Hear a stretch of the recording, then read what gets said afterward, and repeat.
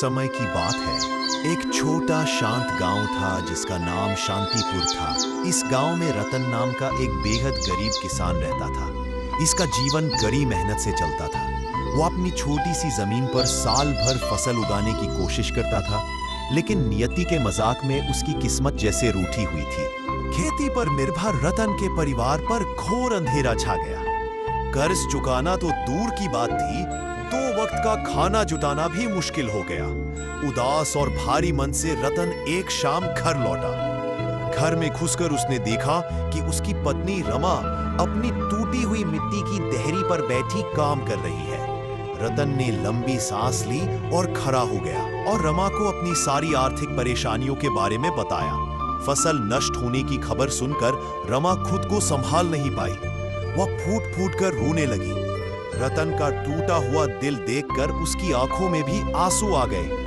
कुछ देर रोने के बाद दोनों ने एक दूसरे को सांत्वना दी। रमा ने अपने आंसू पोंछे और रतन से कहा, हम दोनों एक दूसरे पर भरोसा करते हैं। रतन, हम जरूर इस बुरे दौर से बाहर निकल पाएंगे। तुम्हारा साहस और मेहनत ही हमारा सहारा है।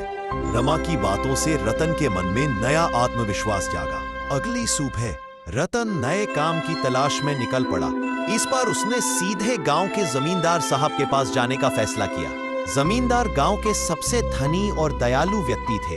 रतन लगभग दौड़ते हुए जमींदार के विशाल घर की ओर गया। जमींदार की बैठक में जाकर रतन ने हाथ जोड़कर अपनी सारी समस्याएं जमींदार को बताईं। उसकी बातों में चरम निराशा थी, लेकिन आंखों में हार न मानने का संकल्प था। जमींदार ने ध्यान से सब सुना। वह रतन की कड़ी मेहनत के बारे में जानते थे। जमींदार ने रतन के कंधे पर हाथ रखा और कहा, चिंता मत करो रतन, तुम्हारे जैसा मेहनती आदमी कभी हार नहीं मान सकता। अब तुम नए सिरे से खेती शुरू करो।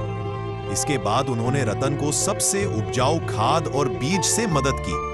इतना ही नहीं, उन्होंने नई शुरुआत करने के लिए रतन को कुछ पैसे भी दिए। रतन कृतज्ञता से भर गया। उसने जमींदार को हाथ जोड़कर प्रणाम किया और पूरे सम्मान के साथ उनके पैर छूकर आशीर्वाद लिया। उसकी आंखों में आंसू आ गए। जमींदार ने उसे रोकते हुए कहा, उठो रतन, सिर्फ आशीर्वाद लेने से काम नहीं चलेगा। काम शुरू करो। यही कोशिश करो कि इस जमीन में सोना फले। इसके बाद दोनों रतन के खेत की ओर चल दिए। जमींदार की सलाह पर रतन ने खेती का नया तरीका सीखा। जमींदार उसे शुभकामनाएं देकर चले गए। रतन ने एक पल भी बर्बाद नहीं किया।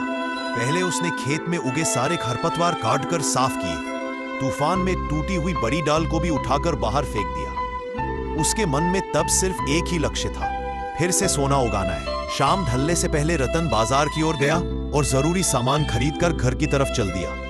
घर में घुसकर उसने देखा कि रमा बिस्तर पर लेटी हुई है, शायद थकान या चिंता की वजह से। रतन को देखकर रमा उठ बैठी। वह जल्दी से आगे बढ़ी और रतन के हाथ से बाजार का थैला ले लिया। फिर रतन के चेहरे की तरफ देखकर एक प्यारी सी मुस्कान के साथ उसे गले लगा लिया। प्यार के इस गर्मजोशी भरे आलिंगन ने मानो सारे दुख भुला दिए और रमा ने फिसफुसाते हुए कहा, मैं जानती थी तुम कर सकते हो। तुम्हारे जैसा सच्चा इंसान कभी हार नहीं मान सकता। शांतिपुर गांव के इस गरीब किसान रतन के जीवन में नए सिरे से आशा की किरण जगमगा उठी।